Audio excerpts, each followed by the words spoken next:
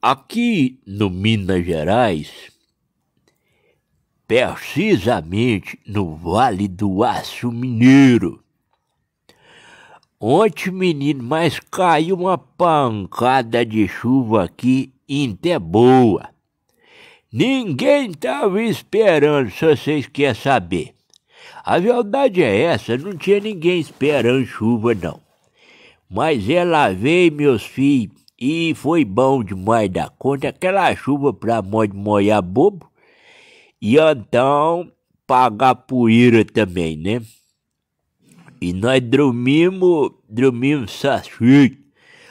Por causa de que na barra da noite uma chuvinha caindo, ainda mais com esse frio, né?